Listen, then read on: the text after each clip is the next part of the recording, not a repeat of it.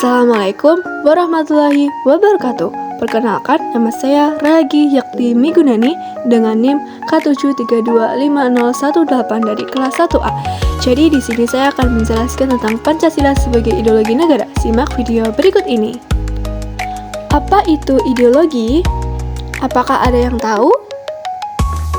Ya, jadi ideologi adalah suatu sistem nilai yang terdiri atas nilai dasar yang menjadi cita-cita dan nilai instrumental yang berfungsi sebagai metode atau cara mewujudkan cita-cita tersebut.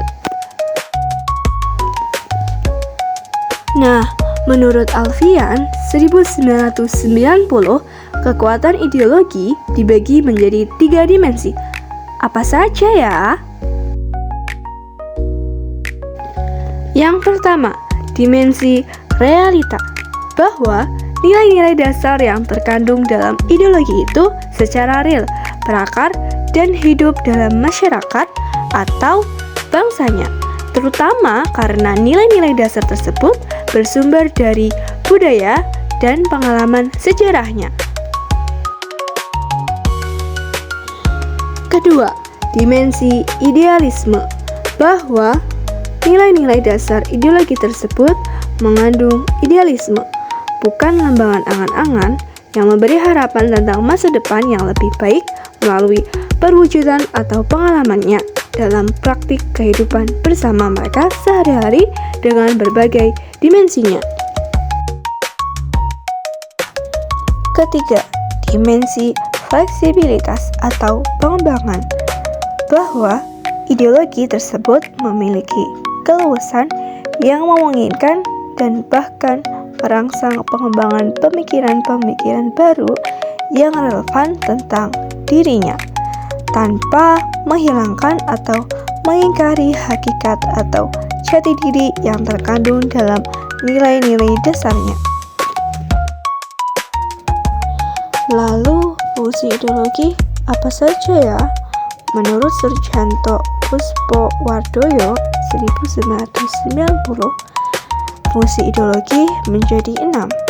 Yang pertama sebagai struktur kognitif, yaitu keseluruhan pengetahuan yang didapat merupakan landasan untuk memahami dan menafsirkan dunia dan kejadian-kejadian dalam alam sekitarnya. Kedua, orientasi dasar dengan membuka wawasan yang memberikan makna serta menunjukkan tujuan dalam kehidupan manusia. Yang ketiga, norma-norma yang menjadi pedoman dan pegangan bagi seorang untuk melangkah dan bertindak. Yang keempat, sebagai bekal dan jalan bagi seseorang untuk menemukan identitasnya. Yang kelima, sebagai kekuatan yang mampu menyemangati dan mendorong seseorang untuk menjalankan kegiatan dan mencapai tujuannya. Dan yang terakhir, sebagai pendidikan bagi seseorang atau masyarakat untuk memahami, menghayati, serta mengolah tindak lakunya sesuai dengan orientasi dan norma-norma yang terkandung di dalamnya. Dalam konteks Indonesia, Perhimpunan Indonesia atau PI yang dipimpin oleh Dr. Andes Muhammad Hatta 1926 sampai 1931 di Belanda.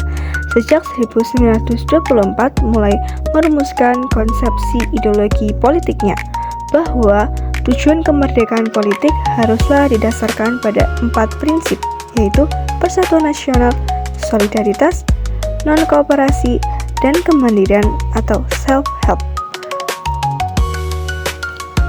Supomo dalam sidang PPUPKI pada tanggal 31 Mei 1945 memberikan 3 pilihan ideologi, yaitu 1.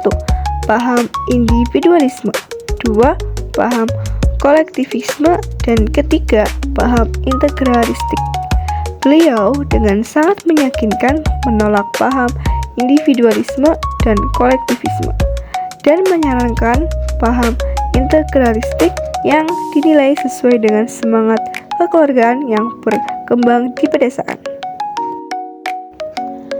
Pancasila dan liberalisme.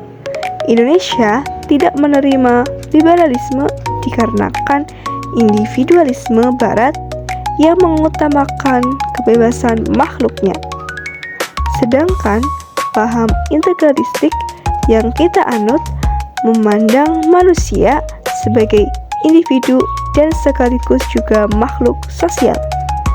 Negara demokrasi model Barat lazimnya bersifat sekuler atau membedakan dan memisahkan antara negara dan agama. Berbeda dengan Pancasila, dengan rumusan ketuhanan yang Maha Esa telah memberikan sifat yang khas kepada negara Indonesia, yaitu bukan merupakan negara sekuler yang memisah-misahkan agama dengan negara.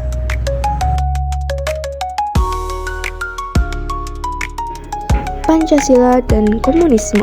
Dalam periode 1945 hingga 1950, kedudukan Pancasila sebagai dasar negara sudah kuat.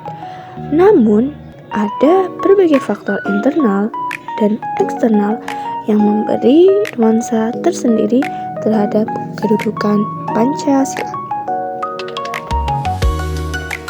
Faktor eksternal mendorong bangsa Indonesia untuk memfokuskan diri terhadap agresi asing, apakah pihak sekutu atau NICO yang merasa masih memiliki Indonesia sebagai jajahannya.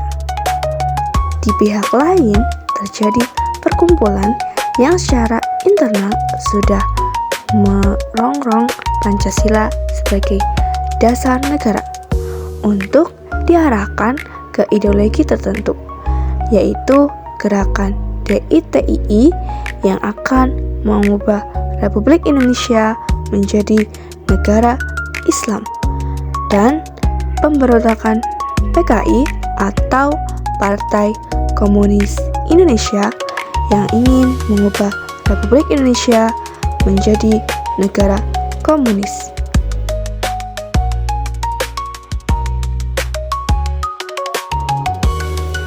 Pancasila dan agama. Begitu pentingnya memantapkan kedudukan Pancasila, maka Pancasila pun mengisyaratkan bahwa kesadaran akan adanya Tuhan milik semua orang dan berbagai agama. Kuatnya paham keagamaan dalam formasi kebangsaan Indonesia membuat arus besar pendiri bangsa tidak dapat membayangkan ruang publik hampa Tuhan. Jelaslah bahwa ada hubungan antara sila ketuhanan yang Maha Esa dalam Pancasila dengan ajaran Tauhid dalam teologi Islam. Jelaslah pula bahwa sila pertama Pancasila yang merupakan prima causa atau sebab pertama itu sejalan dengan beberapa ajaran Tauhid Islam. Lalu, kesimpulan apa ya yang didapat dari video ini? Kesimpulan yang didapat dari video kali ini, Pancasila sebagai ideologi negara adalah fungsi ideologi negara bagi bangsa Indonesia amat penting sebagai identitas nasional, merupakan persyaratan kestabilan negara. Hadirnya ideologi Pancasila tersebut berfungsi untuk 1. Menggambarkan cita-cita bangsa ke arah mana bangsa ini akan bergerak. 2. Menciptakan rasa kebersamaan dalam keluarga besar bangsa Indonesia sesuai dengan semboyan Bhinneka Tunggal Ika, yaitu berbeda-beda tetapi tetap satu jua. Dan yang ketiga, menggairahkan seluruh komponen bangsa dalam mewujudkan cita-cita bangsa dan negara Republik Indonesia. Dalam melaksanakan ideologi negara Pancasila, agar ideologi tidak disalahgunakan, terutama dijadikan alat untuk memperoleh atau mempertahankan kekuasaan oleh elit politik, bangsa Indonesia harus melaksanakan nilai-nilai instrumental ideologi Pancasila, yaitu taat asas terhadap nilai-nilai dan ketentuan-ketentuan yang ada pada pembukaan Undang-Undang Dasar 1945 dan pasal-pasal dalam Undang-Undang Dasar 1945. Terima kasih telah menyaksikan video kali ini. Kurang lebihnya mohon maaf yang sebesar-besarnya. Wassalamualaikum warahmatullahi wabarakatuh.